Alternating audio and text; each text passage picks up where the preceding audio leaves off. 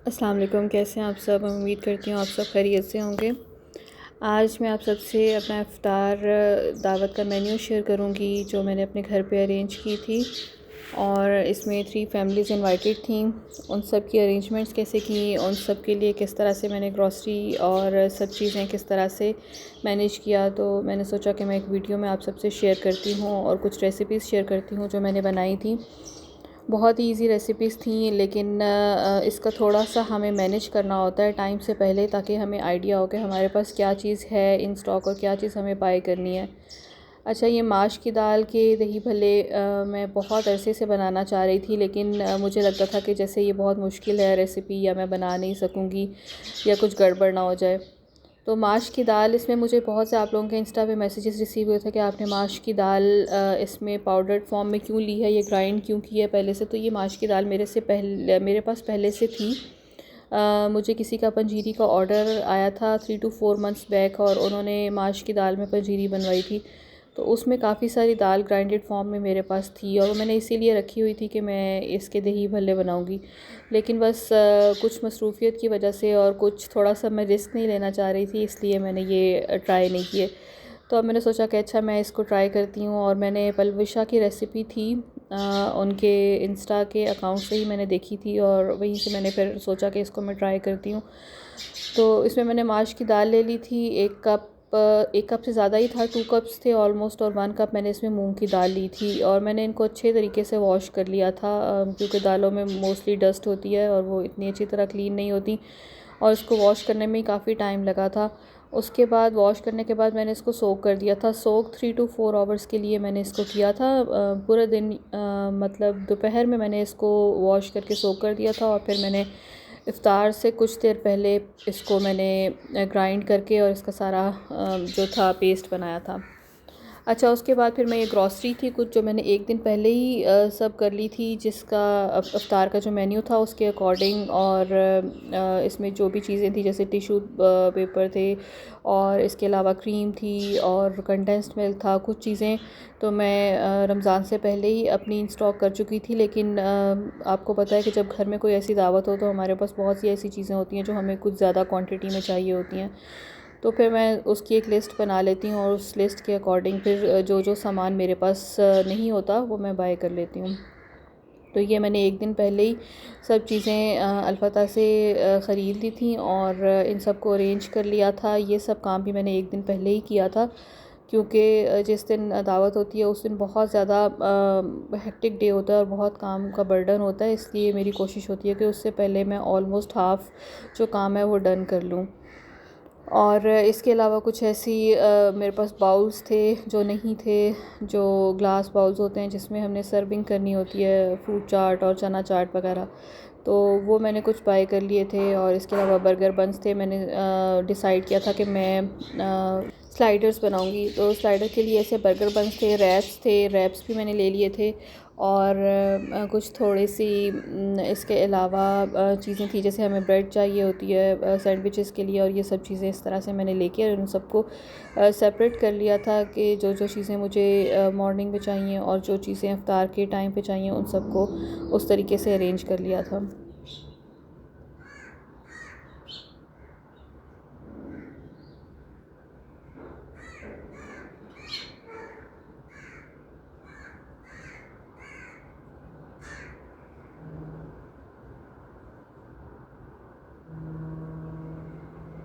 इसी तरह से ये बाउल्स थे, और ये भी मैंने अलपता से ही लिए थे। इनको भी करके वॉश करके बर्तन जो थे, जितने भी क्रॉकरी हमें चाहिए थे, वो भी एक दिन पहले हमने वॉश करके अरेंज कर ली थी, ताकि एक ही दिन में हमारे लिए इतना मुश्किल ना हो जाए सब कुछ अरेंज करना, क्योंकि आपको पता है कि इफ़्तार सुबह से लेके इफ़्तार तक का टाइम भी कम होता है, जिसमें सब कुछ बनाना और फिर फ्राई करना। इसमें मोस्टली जो फ़िलिंग्स थी वो मैंने पहले से रेडी कर ली थी। मॉर्निंग में ही मैंने जो भी फ़िलिंग्स थी, जैसे रैप्स की थी, सैंडविचेस की थी, और जो दही भल्ले बनाने थे वो मैं एक दिन पहले ही बना चुकी थी। और इन सबको मैंने, जो सिर्फ फ्राइंग का काम था वो मैंने लास्ट 2 आवर्स के लिए रख दिया था। बाकी सब चीज़ें मैंने पहले से ही सब फ़िलिंग्स वगैरह बना के रख ली थी। वो मैं आप लोगों से फ़र्दर वीडियो में आगे शेयर करती हूँ कि मैंने किस तरह से क्या क्या चीज़ें बनाई थी।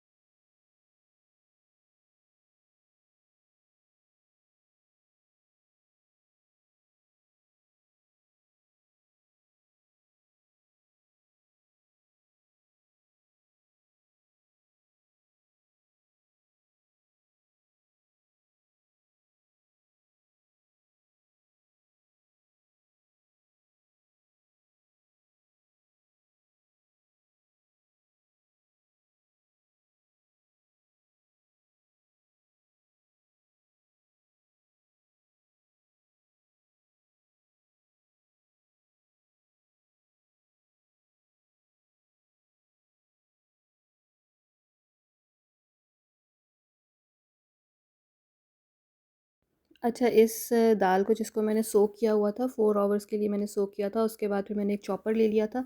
कोई भी चॉपर और ब्लेंडर ले लें, उसमें आपने इस मिक्सचर को ऐड कर देना है। इसमें आपने पानी नहीं डालना बहुत ज़्यादा, वरना ये पेस्ट लाइक टेक्सचर नहीं बनेगा। इसको अच्छे तरीके से ब्लेंड कर लेना है और ब्लेंड करने के बाद फिर आपने इसको किसी बाउल में निकाल लेना है।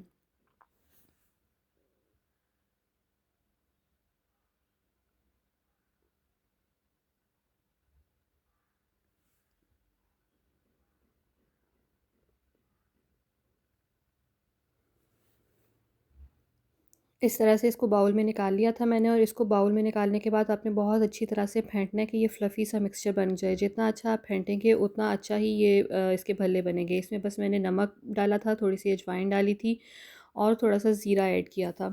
इसके अलावा इसमें कोई ऐसे एक्स्ट्रा मसाले वगैरह ऐड नहीं किए थे मैंने, और फिर मैंने इसको इस तरह सेक्शंस में थोड़ा-थोड़ा करके ब्लेंड कर लिया था, क्योंकि मेरे पास ये मिक्सचर ज़्यादा था और एक ही टाइम में ब्लेंड नहीं हो सकता था। और बस इस तरह से फिर मैंने बाउल में निकाल के इसको अच्छी तरह से मिक्स करके और इसके मैंने भल्ले जो थे वो फ्राई कर लिए थे।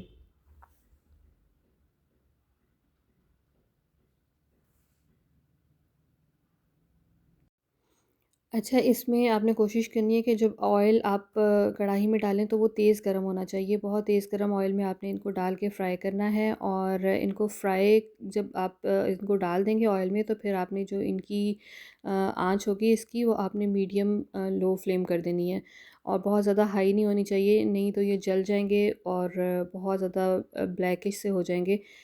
और इस तरह से बस मैंने इनको फ्राई किया था। फ्राई करके मैंने इनको पानी में डाल लिया था और थोड़ी देर के लिए पानी में ऐड किया था ताकि ये सॉफ़्ट हो जाएँ। और फिर मैंने दही भल्ले बना लिए थे। इसमें मैंने दही लिया था, उसमें थोड़ा-सा जो दही भल्ला मसाला था मेरे पास वो ऐड किया था, और हरी चटनी का एक क्यूब ऐड किया था, और इमली आलू बुखारे की चटनी ऐड की थी। उसके बाद मैंने इसमें ये भल्ले अच्छी तरह से इनका पानी इसमें से निचोड़ के और वो मैंने इसमें ऐड कर दिए थे। अच्छा, ये दही भल्ले मैंने 1 दिन पहले बनाए, और मैंने सोचा कि मैं पहले इनकी रेसिपी आपसे डिटेल में शेयर कर दूं। बस इसमें आप कोई भी जो भी आपके पास इंग्रेडिएंट्स हैं वो आप ऐड कर दें। मैंने इसमें चने ऐड किए थे और बॉइल्ड पोटैटोज़ ऐड किए थे। इसके अलावा मैंने प्याज ऐड किया था, और बस इस तरह से इसको मिक्स कर दिया था। और इसमें मैंने अगर आपके पास पापड़ी है तो आप एंड पे इसमें पापड़ी ऐड कर दें। अच्छा, इस पे आपने ये सब चीज़ें मिक्स करके उसके बाद आपके पास जो जो भी सॉसेस जो हैं अवेलेबल हैं, और इसी तरह मैंने इसमें वो दही भल्ला मसाला था वो डाल दिया था, और इमली आलू बुखारे की जो चटनी है मेरे पास वो मैंने इसके ऊपर डाल दी थी, और ये दही भल्ले रेडी हो गए थे।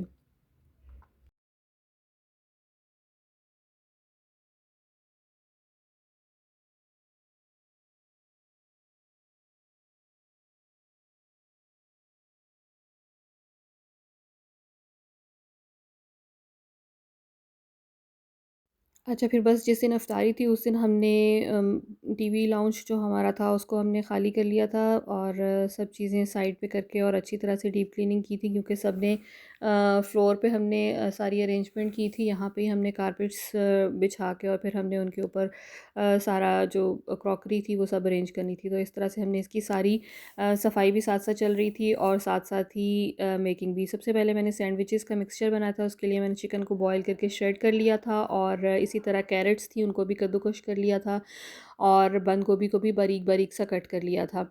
अच्छा, इसमें मैंने बहुत ज़्यादा मसाले वगैरह ऐड नहीं किए हैं और बहुत ज़्यादा सॉसेस ऐड नहीं किए हैं। ये बहुत ही मज़े के सैंडविचेस बनते हैं और इतने लाइट होते हैं कि ये सैंडविचेस हम 2 दिन तक भी खाते रहे हैं, और इन सैंडविचेस का टेस्ट भी चेंज नहीं हुआ और इनका कलर भी चेंज नहीं हुआ जो इसका मिक्सचर है।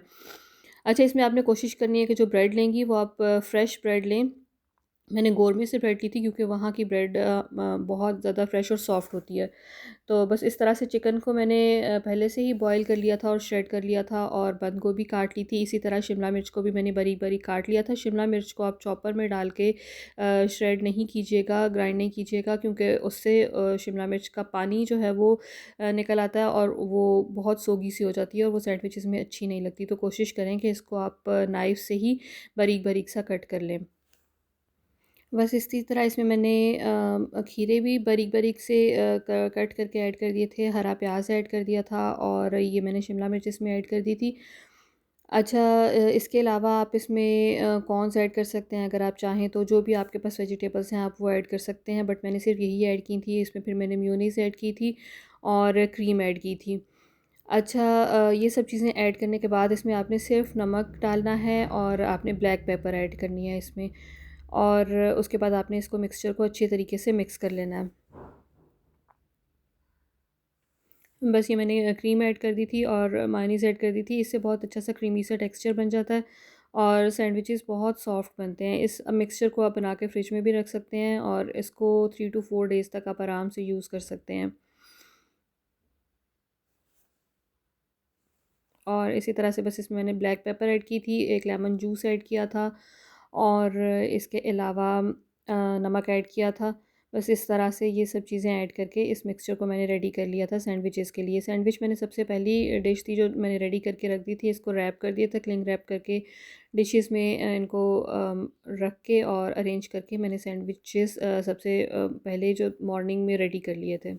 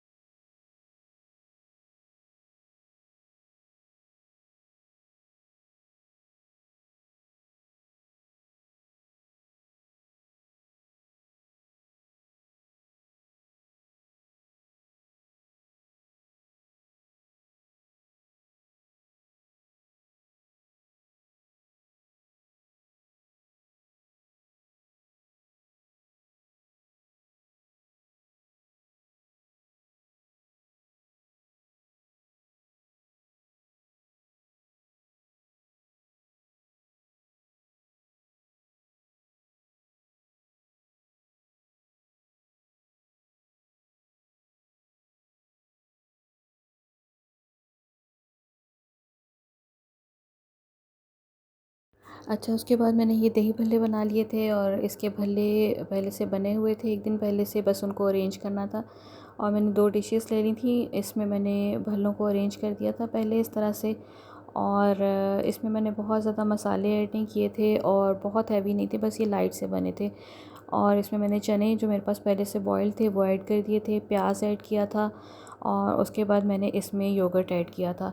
अच्छा, योगर्ट आप थोड़ा सा अगर बाज़ार का ऐड कर लें तो उससे ज़रा इसकी कंसिस्टेंसी अच्छी हो जाती है। इसमें मैंने दही भल्लों का मसाला ऐड किया था और नमक ऐड किया था, सिर्फ थोड़ी सी शुगर ऐड की थी और बस इसको मैंने जो चने और भल्लों का मिक्सचर था उस पर स्प्रेड कर दिया था और फिर मैंने इसके ऊपर इमली की चटनी ऐड कर दी थी। इस तरह से मैंने ये लेयर्स लगा दी थी और ये दही भल्ले बहुत मज़े के बनते हैं। अच्छा, नेक्स्ट मेरी जो डिश थी उसमें स्लाइडर्स थे और उसके लिए मैंने चिकन को मैरिनेट कर लिया था। योगर्ट लिया था एक बाउल में और उसमें मैंने थोड़ा सा चिली सॉस ऐड किया था और मस्टर्ड पेस्ट ऐड किया था। इसके अलावा मैंने इसमें नमक, काली मिर्च ऑरिगेनो, मिक्स्ड हर्ब्स ऐड की थी, थोड़ी सी गार्लिक पाउडर ऐड किया था और वाइट पेपर ऐड किया था। इन सब चीज़ों को आपने अंदाजे से डाल लेना है, जितना आपके पास चिकन होगा उसके अकॉर्डिंग, और आपने चिकन को मैरिनेट कर लेना है। चिकन को मैंने तकरीबन 15 to 20 मिनट्स के लिए मैरिनेट किया था, और उसके बाद जो चिकन की पीसेस थे उनको मैंने पहले अंडे में, फिर मैदे में और फिर ब्रेड क्रम्स में कोट करके रख लिया था। अच्छा, इसमें मैं उसका क्लिप ऐड करना भूल गई हूँ, इसलिए मैं पहले से आपको बता दिया कि मैंने इसको किस तरह से इसकी कोटिंग की थी।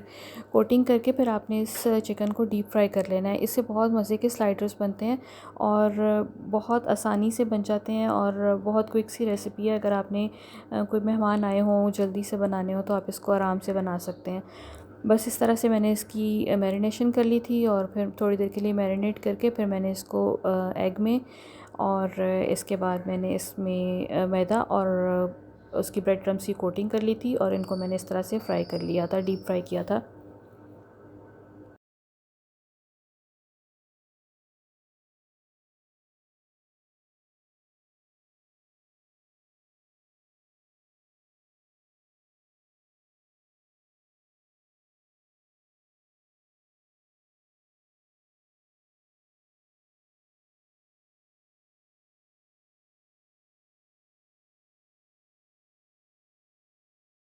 और इसमें मैं हेल्प ले रही थी बारी बारी सबसे, जितने भी घर में पर्सन्स अवेलेबल थे, और मैंने इसमें चीज़ें सब रेडी कर दी थी अपनी बेटी से, और उससे मैंने कहा था कि आप इसकी स्लाइडर्स की फिलिंग कर दो। इसके लिए मैंने लेटस ली थी, वॉश कर लिया था और उसके भी पीसेस रख लिए थे, और मैंने सॉस बना ली थी। सॉस में मैंने मायोनीज़, थोड़ी सी चिली गार्लिक सॉस, इसके अलावा मैंने इसमें थोड़ा सा मस्टर्ड पेस्ट, नमक, ब्लैक पेपर और एक गार्लिक को अच्छे तरीके से चॉप करके इसकी सॉस बना ली थी। बस स्लाइडर्स के लिए आपने इस तरह से बन ले लेने हैं छोटे, और आपने उनको उस पर ऐड करनी है सॉस थोड़ी सी, और फिर आपने इस पर आइसबर्ग या आपके पास लेटस जो भी हो उस पर वो रखना है, एक एक चीज़ का स्लाइस रखना है, और दोबारा से सॉस ऐड करनी है, और ये आपने रेडी करके रख लेना है। अच्छा, ये मैंने पहले से रेडी करके रख लिए थे, बस इफ्तार से कुछ देर पहले इनको सिर्फ गर्म किया था, ताकि इसकी चीज़ अच्छे तरीके से मेल्ट हो जाए और ये फ़्रेश हो जाए।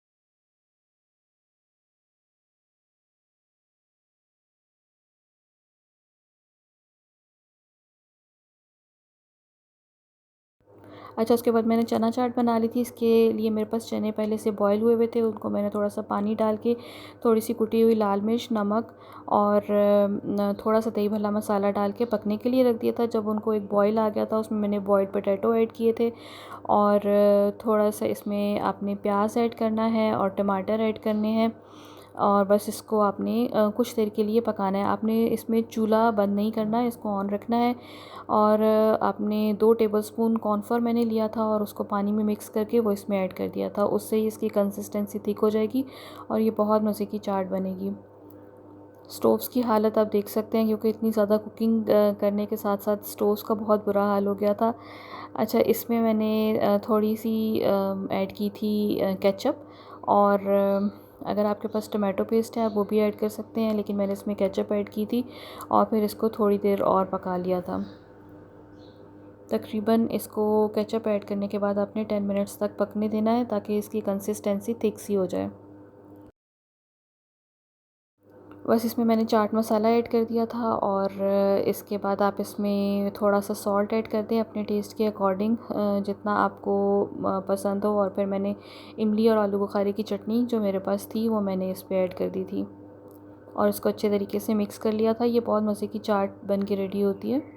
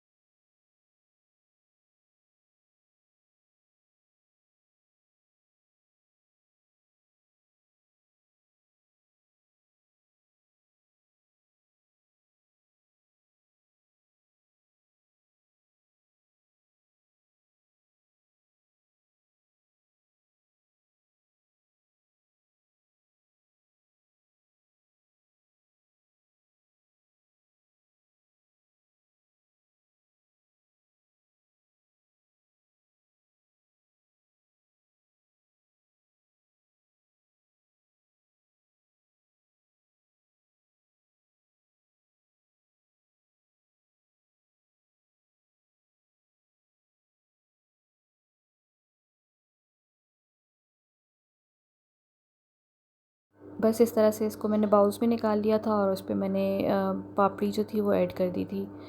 अच्छा, उसके बाद फ्रूट चाट की बारी थी। फ्रूट चाट के लिए भी मुझे बहुत से आप लोगों के क्वेश्चंस थे कि आप ये फ्रूट चाट कैसे फ़्रेश रहती है इतने दिन तक। तो फ्रूट चाट के लिए आपने फ़्रूट को कट कर लेना है। मेरे पास हेल्पर थी, उन्होंने मुझे फ्रूट सब कट करके दिया था। इसमें मैंने ये ऐड कर दिए थे जो हमारे पास हमें बाज़ार से आप ले लेते हैं, ये फ्रूट कॉकटेल। इसके मैंने 3 टिन लिए थे, क्योंकि मुझे ज़्यादा क्वांटिटी में बनानी थी। वो मैंने उसके वाटर के साथ ही ऐड कर दिए थे। अच्छा, इसमें मैंने फ्रूट ऐड कर दिया था एक बड़े पतीले में। उसमें मैंने थोड़ा सा शुगर ऐड की थी। शुगर से ये चाट जो है ये फ्रेश रहेगी, इसका कलर चेंज नहीं होगा। और मैंने चाट मसाला ऐड कर दिया था। इसमें चाट में जो फ्रूट्स ऐड किए थे वो मेरे पास थे, एप्पल्स थे। इसके अलावा मैंने बनाना ऐड किए थे, कीवी ऐड किया था, ग्रेप्स थे और अमरूद थे। और इस पे मैंने जूस ऐड कर दिया था किन्नू का, जो ऑरेंजेस होते हैं उससे भी ये बहुत अच्छा इसका टेस्ट आता है और चाट बहुत फ्रेश रहती है। एंड पे मैंने इसमें ब्लैक रेजिन्स ऐड की थी और डेट्स को वॉश करके कट करके वो भी ऐड कर दिया था। और ये फ्रूट चाट रेडी हो गई थी। उसके बाद नेक्स्ट जो था उसमें पकोड़ों का मिक्सचर था। उसके लिए मेरे पास पकोड़ा मिक्स था ऑलरेडी, और बस उसमें मैंने पालक और जितनी भी मेरे पास वेजिटेबल्स थी जो हम पकोड़ों में ऐड करते हैं, जैसे आलू हैं और प्याज हैं। मैं मोस्टली बैंगन भी ऐड करती हूँ कट करके, उससे पकोड़े बहुत मज़े के बनते हैं। तो मैंने ये इसका मिक्सचर भी रेडी कर लिया था पकोड़ों के लिए।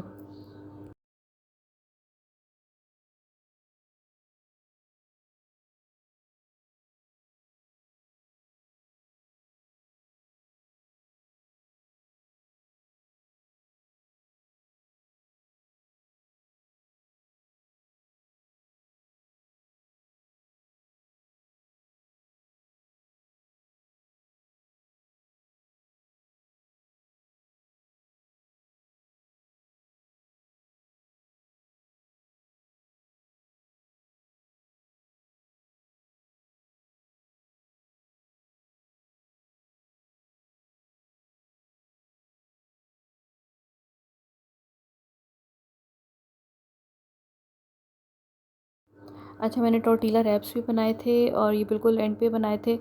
इसकी मैंने रेसिपी रिकॉर्ड नहीं की थी, लेकिन मैं किसी दिन आप लोगों से इसकी रेसिपी भी शेयर करूँगी। और ये भी बहुत लाइट से बनते हैं और बहुत मज़े के बनते हैं। मैं इसकी चिकन की मैरिनेशन की भी और इसकी कंप्लीट रेसिपी आप लोगों से शेयर करूँगी।